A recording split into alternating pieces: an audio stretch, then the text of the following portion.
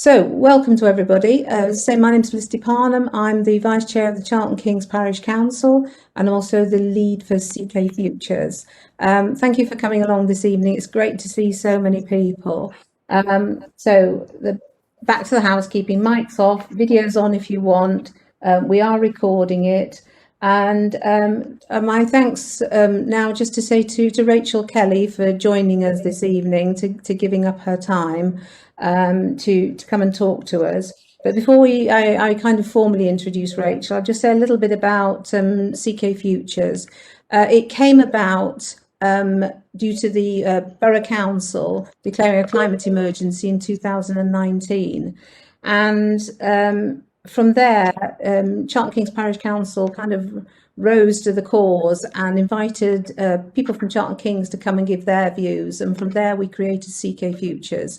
And it's very much aimed at being here to help people to reduce their carbon emissions, the greenhouse gases that we all create, to support them, providing information, knowledge, webinars like this. So every month we'll be running a webinar, and I'll tell you about the next one at the end of this session. And it'll also, we have carbon reduction guides on the Charlton Kings Parish Council website. For those of you who've been about and about, you'll have seen that maybe some footprints about that lead you some information. So all these things are there to kind of promote carbon reduction, get people to calculate their carbon footprint. So enough about that. I'm now going to pass over to Raechel, but before I do, just to say a little bit about Raechel is only really just become a real Charlton Kings person. She just moved into the area very recently, but she's been in this sector for quite a long time, and I'll read it out, then I don't get it wrong. She works in the sustainability sector, helping organisations of all sizes tackle complex environmental and social issues. And I know very much so that Raechel's working with Vision 21, and she's very much behind Planet Cheltenham, which we hope to get kicked off in the very, very near future. Very much about empowering Cheltenham citizens to take action on climate change. And before this, she spent 13 years in sustainable finance. So I'm sure at some point, if she'll stop you in the street, she'll talk about that to you. So anyway, this is about what is climate change and what can we do about it? So enough from me. I'm going to pass over to Raechel and allow her to share her screen, her slides. And this will take about 40 minutes, and then there'll be questions. Just a quick reminder, there is a chat box. Please put your questions in the chat. It would, it's what I'll do at the end is just go through them. If there's any we don't get answered, we'll put them on some questions on the Charlton Kings Parish Council website. So please put your questions into the chat. Okay, thank you, Raechel. Thanks, Felicity. Yeah, thank you everybody for giving up an hour of your evening. And yeah, just a welcome. Yeah, do feel free to pop any questions in the chat box. And I know that Imogen and Felicity, you're going to be having a look at those throughout the talk.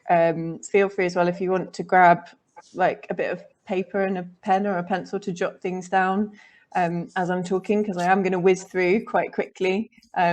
So yeah, feel free to do that. And I will start by sharing my screen and hopefully it will work.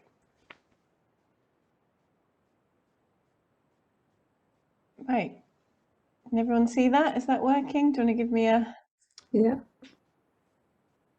Great, perfect. So yeah, Charlton Kings and climate change. So my background is, as Felicity said, in the sustainable finance sector. I worked for 13 years for a company here in Cheltenham, looking at companies of all sizes and assessing them based on their kind of environmental and social impacts. Having done that for many years, it involved a lot of looking at climate issues, environmental issues, from the point of view of investors. And probably about 10 years ago, people started asking about divestment from fossil fuel companies because they were concerned about climate change. And I have to admit that the only time that I had really come across climate change was at secondary school. And really the only thing we were told about was peak oil, and that the oil was running out. So, you know, it wasn't really going to be an issue because we weren't going to have any fossil fuels to burn. Obviously, that didn't happen. And I was shocked to discover that climate change was still very much an issue, a problem that wasn't really being solved, wasn't really being paid much attention to. I think if you've kind of been following the news for the last few years, it's definitely risen in prominence, and there's lots more being done. But as I'll go on to talk about, it's been a long time coming. So a little bit more about me. As Felicity said, I live in Charlton Kings. I'm a mum of 3. And although I came to climate from a kind of career perspective, it also, you know, concerns me obviously as a mum, but also just, you know, as a citizen, in terms of how we tackle this really tricky problem. So this is the graphic that we use to advertise the talk, which is taken from a quote from Rob Hopkins, who runs the Transition Towns Initiative. And his book is called From What Is to What If, and I highly recommend it. It's a very good read. And so what he says in this book is that if we wait for the government, it will be too late. If we act as individuals, it will be too little. If we act as communities, it might just be enough. So that's kind of the theme of the talk, is to kind of talk about how we tackle climate change as communities, how we can turbocharge our impact as individuals, and yeah, the benefits of looking at the problem in that way. I'm not a climate scientist. All of this has been through kind of research and as part of my job, and also just personal interest. You know, my perspective is that we need lots more useless arts and humanities graduates like me talking about this issue, not just scientists, because actually that's how you create real change, is if, you know, these kind of concepts are open and accessible to everybody. I'm also not the environmental police, which I think a lot of my friends and family think that I am. It's, you know, incredibly arrogant to go around thinking that I can tell everybody what to do. That's absolutely not what this talk is. It's not about preaching about the right way to do things. Everybody will be coming at this from, you know, their own starting point. And yeah, so this isn't about telling people what to do. So yeah, don't panic. So we'll start with what is climate change. And I always think that you really don't know a topic unless you can kind of explain it to a 10-year-old. So knowing what it actually is and why it's happening is actually key to kind of starting people's brains kind of processing it and looking at the solution. So basically we live on a Goldilocks planet, which is a perfect distance away from our nearest star, the sun. It's creating this lovely blanket of greenhouse gases, which basically means that we are on a livable planet. So there wouldn't be any life. It would be far too cold if we didn't have this nice blanket of greenhouse gases. Unfortunately, through the burning of fossil fuels, we are adding greenhouse gases to this blanket. So when I do talks in schools, I have a stuffed cushion of the earth, and we literally add blankets and jumpers to this cushion, and then the kids kind of get it, that actually this is what's making it warmer, and we need to start kind of removing these blankets and getting it back to that Goldilocks state. This isn't new science. This science has been around. Eunice Foote, who was a woman in America in 1856, she first did some experiments showing that, you know, gases such as carbon dioxide, you could hold heat within them. And then John Tyndall, a couple of years later, came to the same conclusion. And it's John Tyndall who gets all the glory for that, because, you know, women weren't allowed to be scientists in those days. And then in the 70s and 80s, a lot of the oil and gas and fossil fuel companies started doing their own scientific research into this, which showed that it was indeed causing the planet to get warmer. And Margaret Thatcher actually in the 80s spent quite a lot of time talking about climate change and convened various summits of scientists to figure out what we could do about this. So we know this. We know that this is happening because the data is showing us. We actually have really good data going back to 1850. So you can see on this chart here, there's data points for every month of the year showing the global average temperature change from 1850 to 2017. And you can see on there the lines showing 1.5 degree temperature rise and 2 degree temperature rise. And you can see that in 2017, we're getting quite close to that 1.5 degree temperature rise. I'll let that play through again because it can take a few plays for people to get their head around it. So yeah, we know this because we've got really good data. Royal Navy ships used to test the water temperature in the oceans around the world. So we've got a lot of data going back quite a long way to tell us that this warming is happening. And you'll even see on some of those footprints that CK Futures has put down, we can see that in Charlton Kings, that average annual temperature rise is 0.8 degrees C since 1960. This is another really great graphic from a scientist called Ed Hawkins. This is called the warming stripe. So they've actually produced this for various places around the world.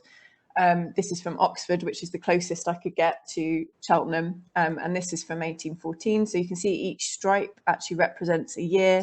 And the average temperature change in that year is represented by the colour. And you can see obviously that those red stripes are really concentrated in the last couple of decades because the temperature is rising. So we know that that's happening. That's what science is telling us. And we also know that we are causing that temperature rise. So here you can see the temperature anomaly, and you can see superimposed on top of it the CO2 concentration. So that's the parts per million of CO2 in the atmosphere. And you can see it going up there. This is from 2016 going up, reaching 400 parts per million. And you can see from that as the amount of CO2 increases, that temperature rise is going up. So we definitely know that it's us. This is anthropogenic climate change. And even though we know it's us, it's not all of us equally. So not everybody on the planet is contributing to climate change.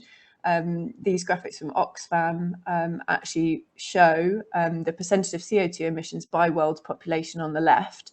And you can see there that the richest 10% of people globally are responsible for half of total lifestyle consumption emissions. And you can see that the poorest 50% there are responsible for only around 10% of total lifestyle consumption emissions. So even though it's us, you can see from the graph on the right, Great Britain is third down. And you can see there that the top 10%, which is the green bar, are producing almost near enough 25 tons of CO2. That's household CO2 per capita. So even within Great Britain, like regardless of the global picture, we also know that in Great Britain, there's also a huge difference between the higher income families' footprints and lower income family footprints. So it's us, but not all of us equally that are causing this. So what does this mean for Cheltenham and for Charlton Kings? The most common question around this is when is it going to happen? When will it happen? And actually, if you're asking that question, what you're actually asking is when will it happen to me? Because it is already happening. So globally, those who have contributed the least to climate change are already suffering the most from the impacts. And we don't tend to talk about global warming anymore.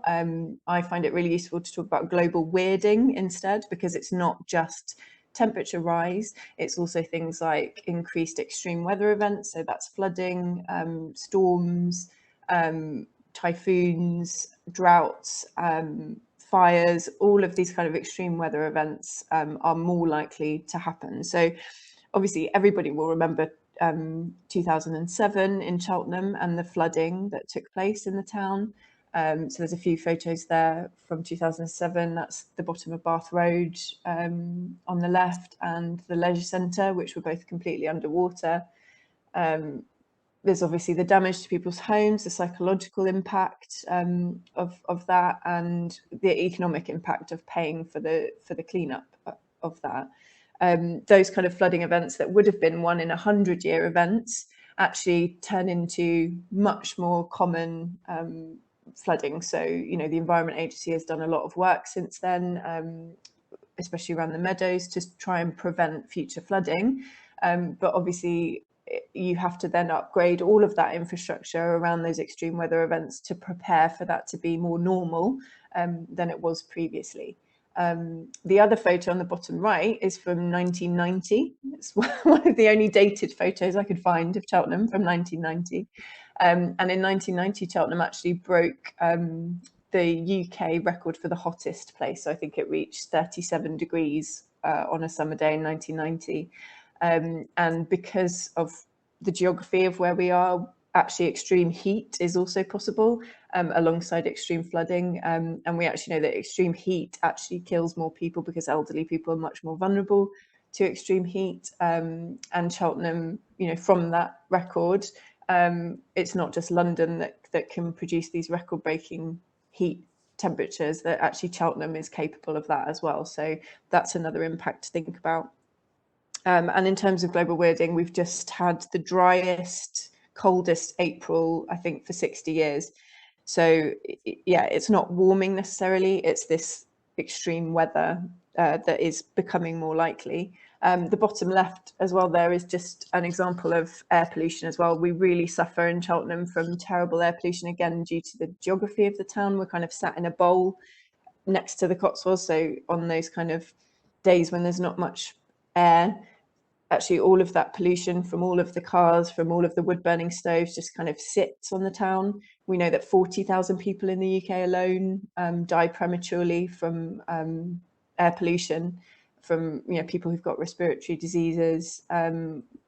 If that was water, if the water supply was poisoning 40,000 people a year, we'd be doing something about it. Because it's in the air, it's kind of accepted as normal. I think it's really important to kind of say that air pollution is one of the things that we need to be talking about when we talk alongside climate change, because obviously it's a factor in climate change, it's also a factor in air pollution. So this is a nice diagram of other planetary boundaries and other issues, because climate change isn't the only issue that's happening. There's also biodiversity loss, as you can see, nitrogen cycle, phosphorus cycle issues. The climate crisis makes all of these other issues worse. It's exacerbating these other problems, contributing to biodiversity loss, obviously. So there's other things going on, but climate is really the priority in terms of tackling these other issues. Lots of people kind of come to the climate crisis via plastics, and you know, David Attenborough, the work of the BBC Natural History Department and talking about the plastics crisis has brought a lot of people to other environmental issues, microplastics, and also just plastics production in general. And again, it's really important to kind of think in these systems thinking ways, that actually the same fossil fuel companies that are extracting oil are the same companies that are manufacturing plastics. So if you take, you know, all the steps back to the root of the problem, it's still oil and gas extraction. And so we need to be thinking about how, if those companies are pivoting away from fuels and towards plastics production, again, that's not ideal in terms of the environment. So why is everything happening at once? Because it does feel really, really overwhelming. We're dealing obviously with climate change, we're dealing with a global pandemic, and that pandemic has been linked to deforestation, which again fuels climate change. So, you know, humans are coming into contact with species globally through deforestation of virgin forests, and you know, viruses are transferred that way. So one of the findings of the IPCC is that global pandemics are more likely the warmer the planet gets. Dealing with plastic pollution, dealing with labour rights issues, health and nutrition in general, biodiversity, air pollution, poverty and inequality, racism and sexism, migration and conflict. It really feels overwhelming sometimes to be thinking about the solutions to all of these. And really my one takeaway on that front is that we can't wait to solve one at a time. We need to be thinking in terms of solutions that multi-solve across all of these issues. And also, I think it's really important to remember that it does feel really overwhelming sometimes to think about this. All of these feelings of guilt, of fear about what's going to happen in the future.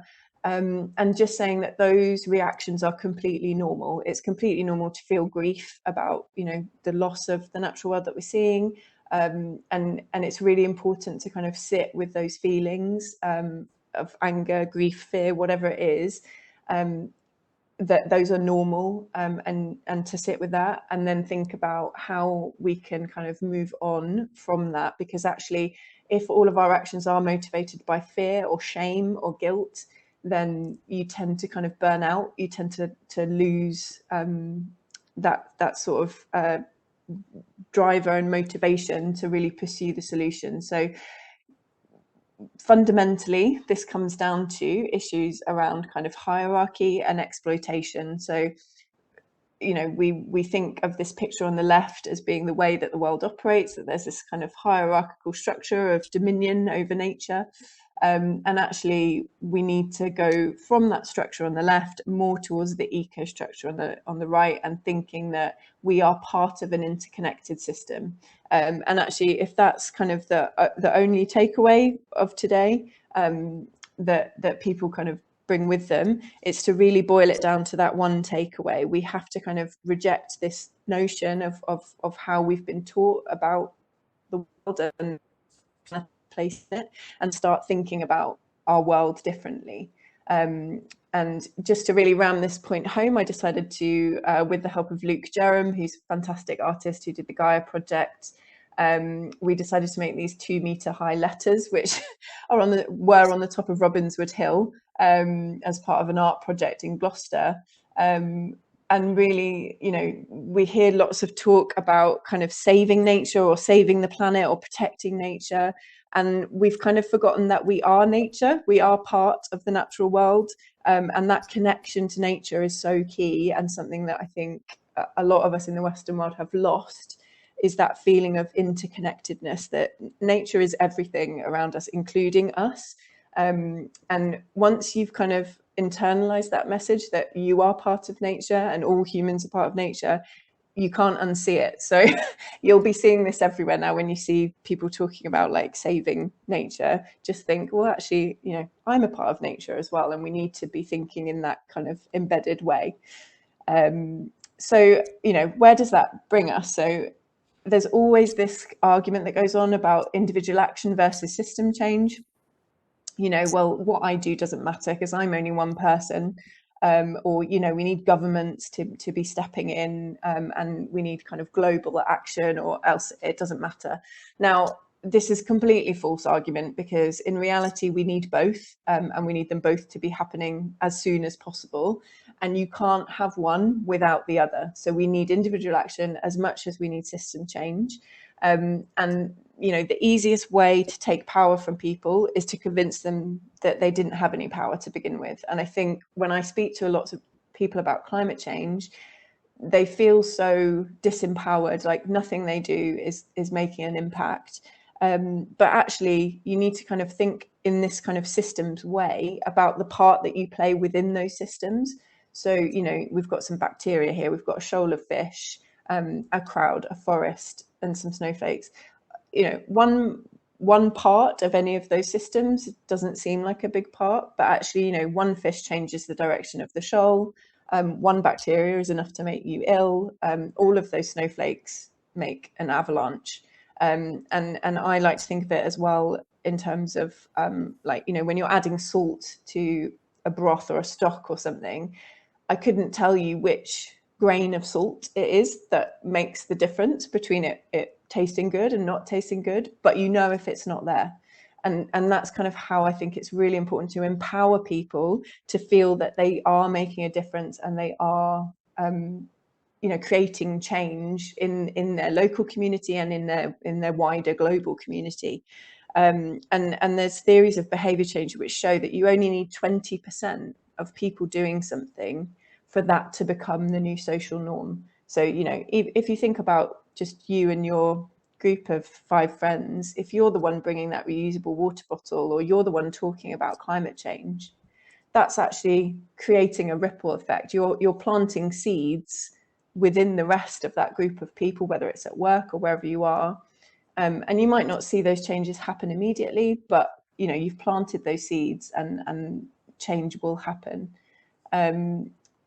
You're never too small to make a difference, which my favorite quote on that is that if you think you're too small to make a difference, you've never slept in a room with a mosquito.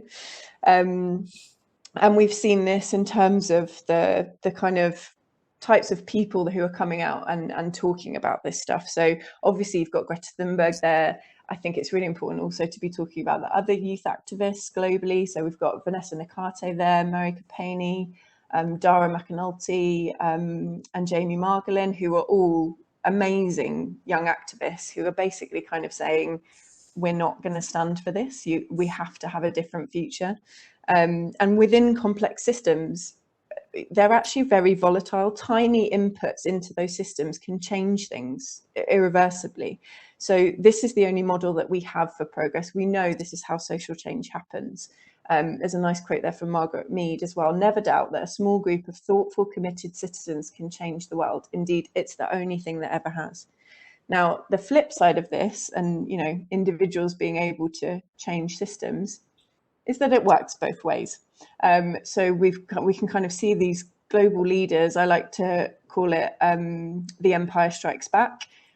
We've got kind of people who are at the top of those hierarchy structures with the power and the money to kind of be trying to maintain everything as it is, business as usual, just keep carrying on. You know, this is working out well for us. And there's a backlash against these movements towards kind of radical change. But because of where we are with climate, the radical options are the only options left to us. We have to start kind of thinking about the things that need to happen in order to radically change the world. So if you're feeling really, really overwhelmed at this point, and, you know, just nothing can change, it's too difficult, it's too hard, you can either be overwhelmed by the problem, or you can fall in love with the solutions. So what I want to do now is make you all fall in love with the solutions, because the solutions are already here. We don't need to wait for technological unicorns to kind of be invented. It would be lovely if that did happen, if, you know, all of these massive R&D projects and technological innovation produced, you know, carbon capture and storage at scale. That would all be fantastic and wonderful. It's fine. We have solutions. We should be implementing them already, because we can't rely on those unicorns. The easy decarbonisation has already happened. So in the UK, are through leaving coal behind for power generation, switching to offshore wind, we've actually already decarbonised our energy system pretty effectively, ahead of a lot of other countries. That's the easy bit, because that has involved basically no behaviour change, no kind of, you know, you and I haven't really had to do anything for that to happen. It's just happened in the background. So when we plug something in, that's now greener electricity than it was 20 years ago. The next stage of decarbonisation is the nitty gritty bit, because that's where we need to start talking to people and exploring these options around transport, around our homes, around our diets, and how we do things. And that's really the tricky bit, because we have to get everybody on board, regardless of kind of what their starting point is. So this is Maslow's hierarchy, which some of you might be familiar with. So on the bottom there, obviously Wi-Fi is the most important thing to live nowadays.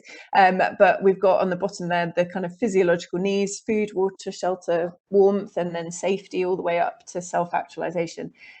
Unless those physiological needs are being met, it's very difficult to think about anything else, which is why when we talk about climate justice, the people who've contributed the least and who are on the lowest incomes, not only do they not have the headspace to be thinking even about climate change, because they're just thinking about tomorrow and the day after that, it's incumbent on those of us who are in that top 10% globally, which most people in Charlton Kings are in that top 10% globally.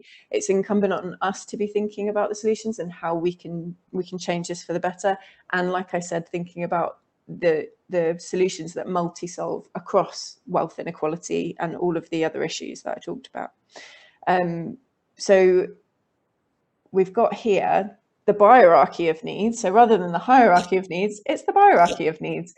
It's about thinking about our consumption, how we consume things, and reducing waste across every aspect of our lifestyle. So using what we have, borrowing, swapping, thrifting, making, and then if you've explored all of those options, and then and only then buying new.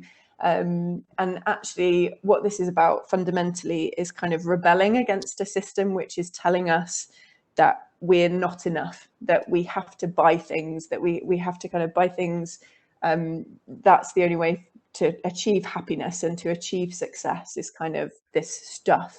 And actually stuff doesn't make humans happy. That's been shown time and time again, that beyond a certain point of comfort in terms of financial wealth, people aren't happier. It's just accumulation of stuff. So it is basically empowering people to feel like they can rebel against that system and feel that they are enough and they have enough. And it's also about moving from linear systems towards circular systems. So all of the systems within nature are cyclical.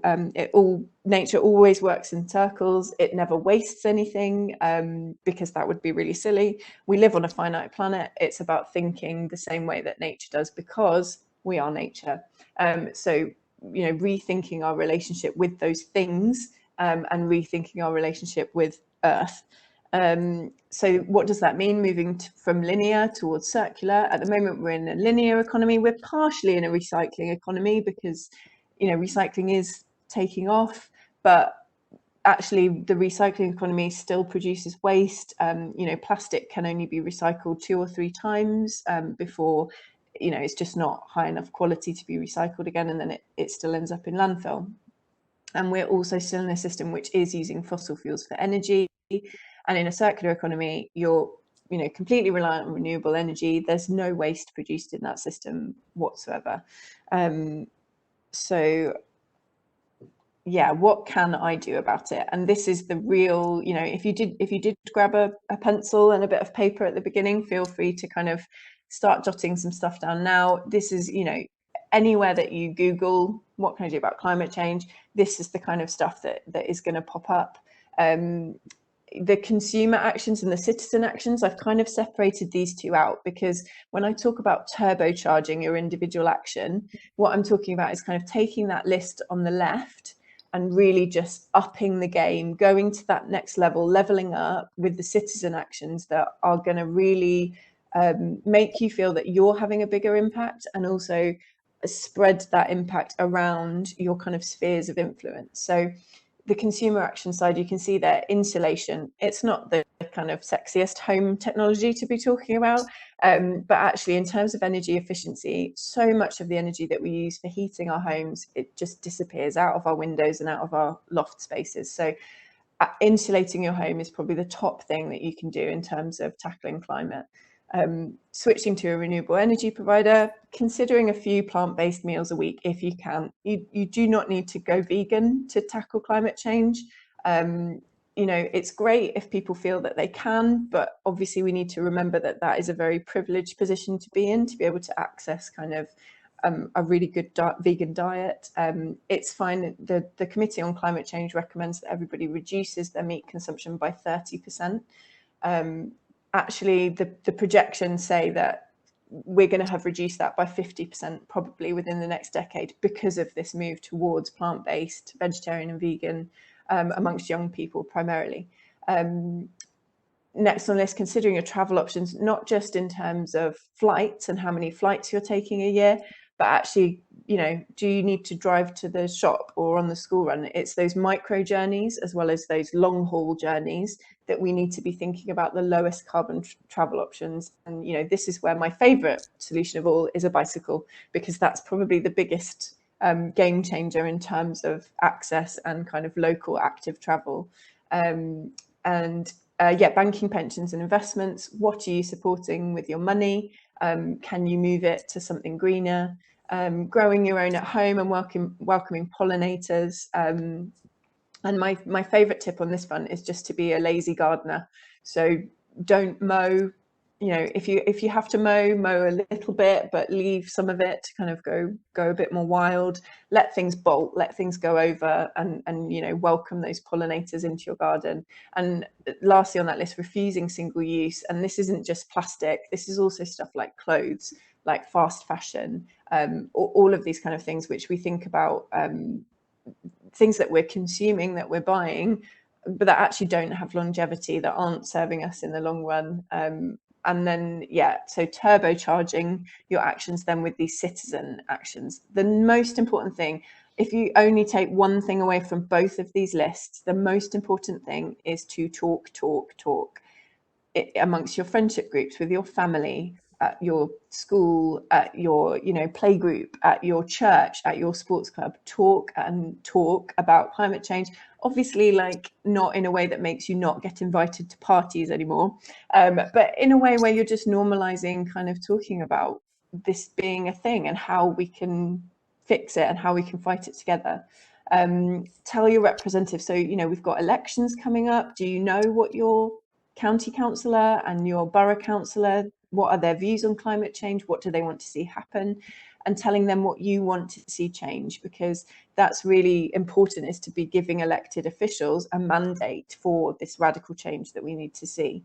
I've talked there, the consumer actions on the left are about, switching away from companies or changing your pension or whatever it is. The most important thing you can do on that front is to let the company know if you've switched away from them. Tell them why you've switched away from them, because it's all very well kind of leaving one company for another company. If you tell them why and enough people do that, then that's what creates change. All kinds of sharing economy projects, community gardening, food sharing. We've got a brilliant community allotment here in Charlton Kings. We've got the Friends of Charlton Kings, who've obviously done amazing things throughout COVID. And actually, we really need to kind of harness those movements, those community movements, those street WhatsApp groups for sharing stuff, because we can build back better post-COVID, and we need to kind of make that decision as a society to build back better. And effective altruism. So I'll go into effective altruism a little bit, effective activism. People say, what can I do? Actually, what I really want people to think about is, like, I don't know what you can do. You tell me what you can do, because everybody has a different talent. Everybody has a different sphere of influence where they can really use their talents best in terms of really forwarding this kind of progress of how we tackle these things. And that's just one of my favorite cartoons on the topic. What if it's a hoax and we create a better world for nothing? Let's do it anyway. What are the local community solutions? Obviously, Felicity's already talked about CK Futures. We've got Food Loose, the shop in town, Vision 21, fantastic local charity who've been around for 20 years doing all kinds of brilliant sustainability projects across the town, including the Repair Cafe, the Regeneration Cafe. There's Plastic Free Cheltenham, there's Cleaner Cheltenham, there's your school green groups, churches, sports clubs, workplaces. Just get involved. There's if you only go to one place to start with, there's the Charlton Kings Facebook group, sustainability Facebook group. Come and join in there. And then the project that I'm working on at the moment. So I quit the day job in December in the middle of a pandemic and recession.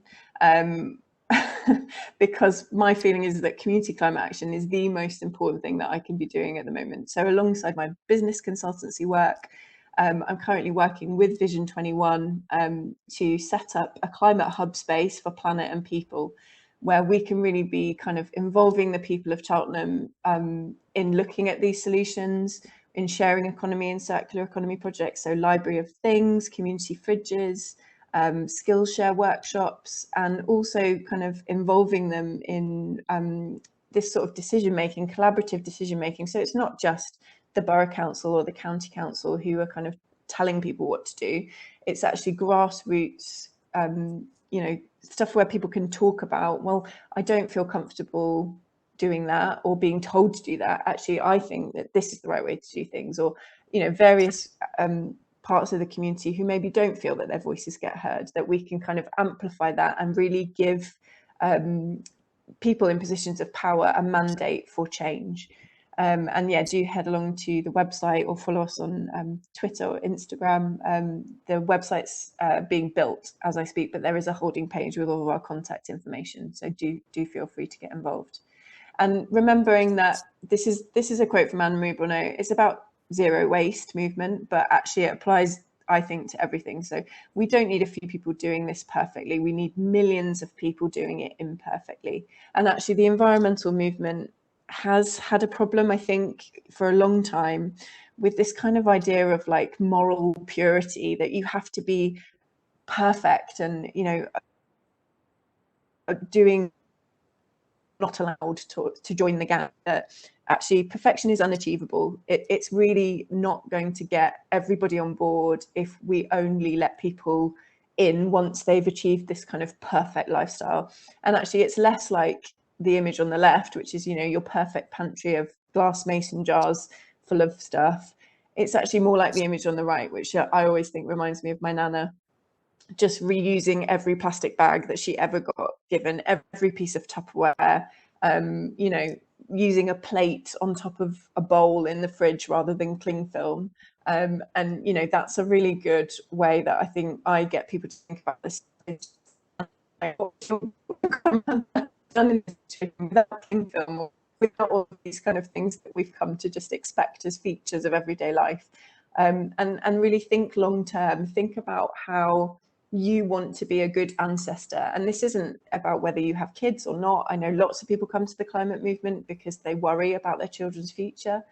Actually, in terms of that cathedral thinking, that 100 years in the future, you know, thinking about how can I be a good ancestor, and that, you know, the earth isn't, we don't inherit it from our ancestors, we borrow it from our children. And how can we enact that in terms of our everyday lives? So at this point, I want to make it a bit more interactive, and you can feel free to write in the comments or to scribble on your piece of paper, or even just think about it in your head, because the thing that I want people to do, when I do these various organizations, I get people to kind of tell me what they think of when they think of climate breakdown and climate crisis. They can very, very easily tell me about the apocalyptic hellscape that we're going to be living in 100 years' time.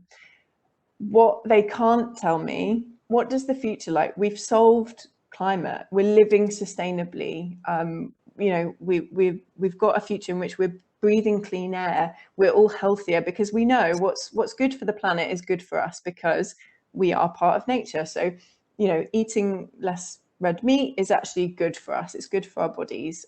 We're not designed to be total carnivores.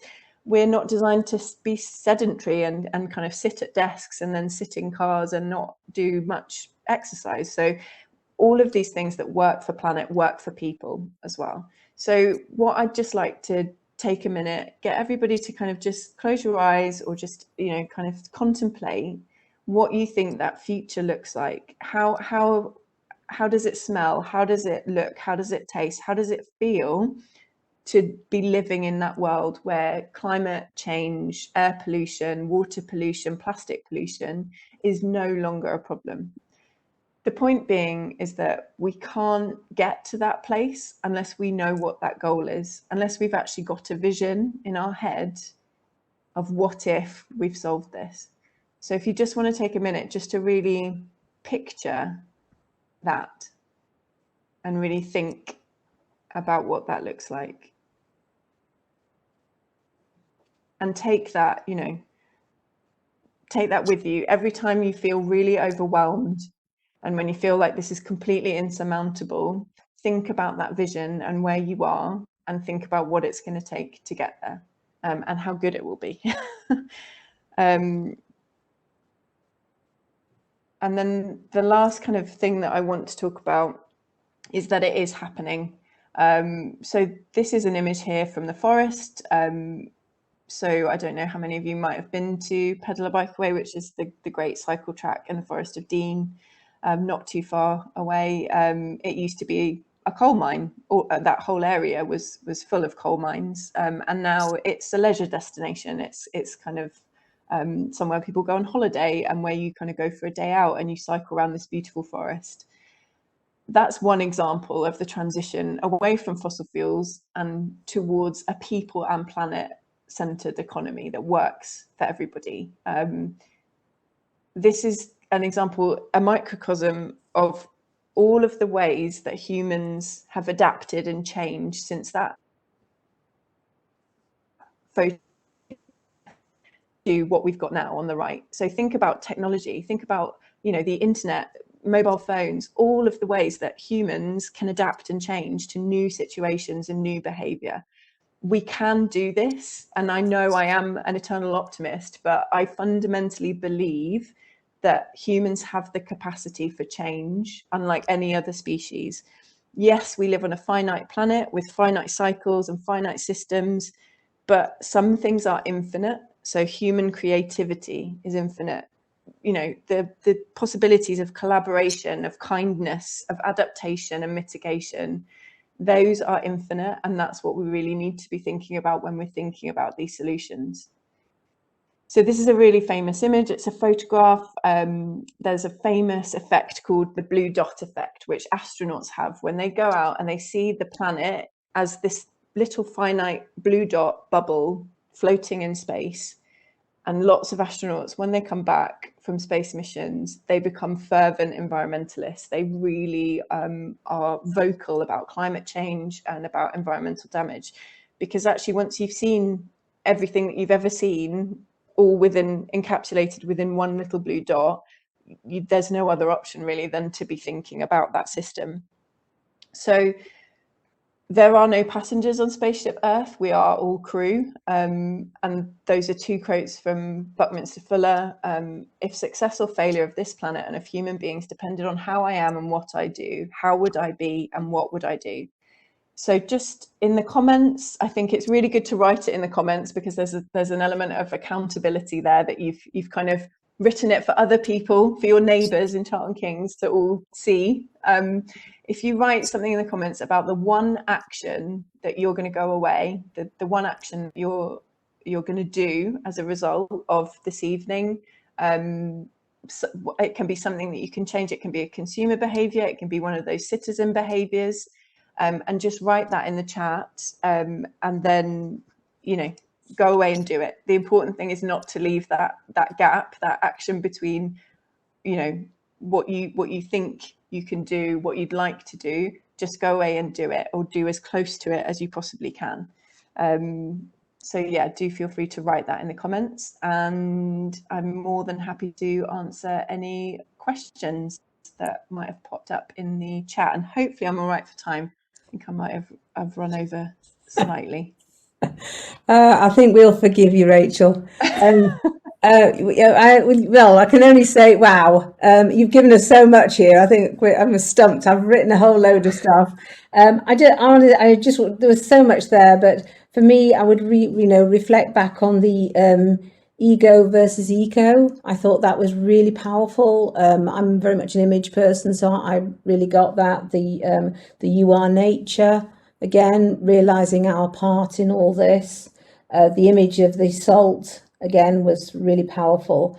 And interestingly, I came across a TED talk where somebody asked about these technological innovations, and he asked the audience to do a voting thing, and they asked, well, if we had a solution here today, how many of you would be happy?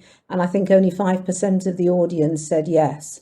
So really what they're looking for is not, yes, absolutely, if the technology can do it, but the 95% really wanted us to reconnect with our environment, and we are nature.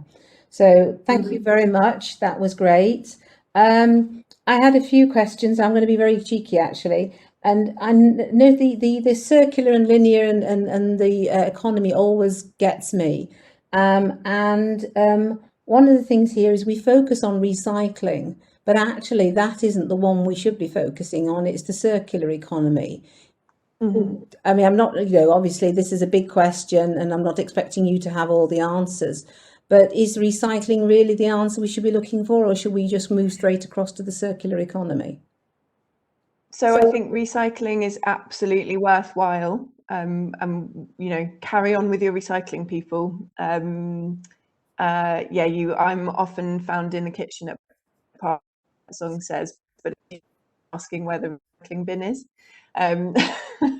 So carry on recycling. It is worthwhile, especially, I think plastic tends to get focused on the most in terms of recycling, but stuff like aluminium infinitely.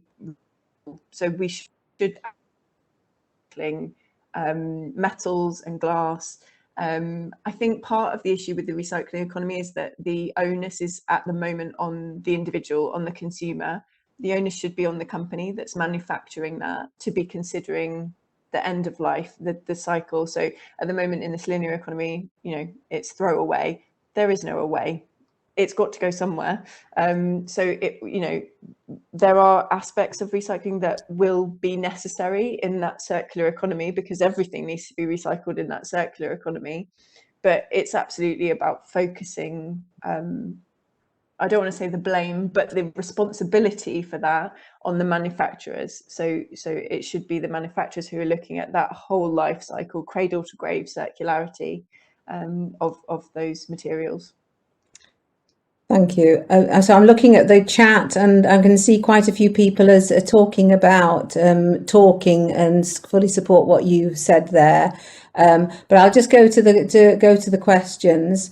There was one here. Not much seems to be made of wave power, other forms of hydropower, and why is that?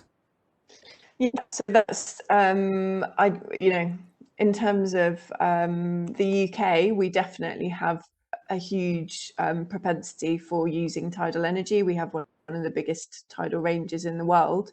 And there was a proposal to actually build a tidal energy power plant in South Wales, which unfortunately didn't come to fruition. It was incredibly expensive because it's still relatively new technology. But the theory is that once you've built one, then the price goes down of the subsequent ones that you build. And it also was, it provided a fantastic kind of tourist opportunity as well, because there's kind of this big barrage that then they could use for various kind of sports and things. I would love to be seeing the same levels of investment that, currently happen through fossil fuel subsidies being put towards renewable energy.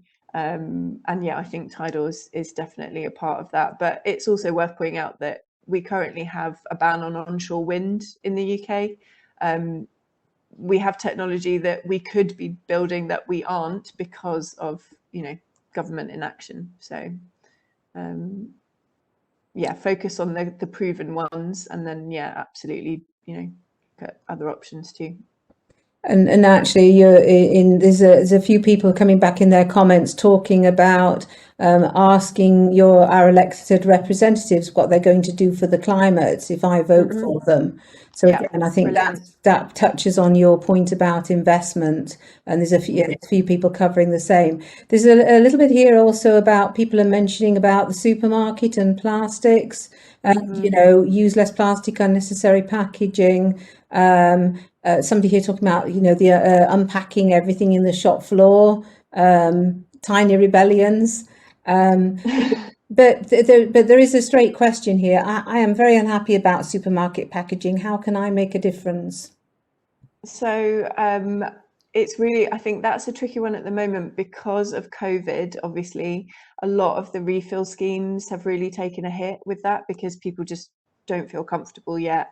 So I think that's going to be really important kind of post-COVID, once people do feel comfortable with refill schemes, is going back to refill schemes. And actually shops like Food Loose in Cheltenham, who are doing home delivery, and they've got 5-star hygiene ratings, I would say to people, definitely be using those services, because it is as safe as buying something from a supermarket that's wrapped in plastic. I think what's interesting on that front is that a lot of the supermarkets, so Aldi this week actually announced that they're going to start a refill scheme in UK stores. So the supermarkets are still like ploughing ahead with their plastic reduction targets. It's interesting because it's really important not to just completely demonize plastic. Actually, plastic is incredible. It's like, the pinnacle of human innovation and science and everything. It's the way that we use it is the problem. So, there are plenty of uses for plastic that are perfectly good uses. They kind of can really help towards preventing food waste, especially. But the effective take back scheme needs to be there. Again, the sort of responsibility sitting with that company.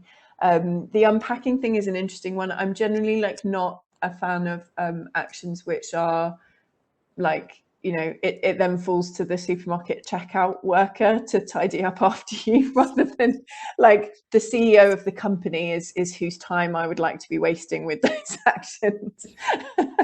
But yeah, I think join Plastic Free Cheltenham would be if you're concerned about plastic, that's a great way to start, is joining Plastic Free Cheltenham. They're a lovely bunch of people, and they do stuff like community litter picking, as well as talking to big businesses locally about what they're doing around plastic reduction. So in terms of talking about turbocharging your individual action, that's a really good way of doing that. Is you can feel really lost if it's just you picking the unwrapped fruit and veg at the supermarket, and are you really having an impact? But actually, if you're doing that alongside joining a group like Plastic Free Cheltenham, you can really see the difference that's and I know they've spoken to loads of local cafes and stuff. They got plastic straws pretty much banned throughout Cheltenham before that became like something that companies were doing.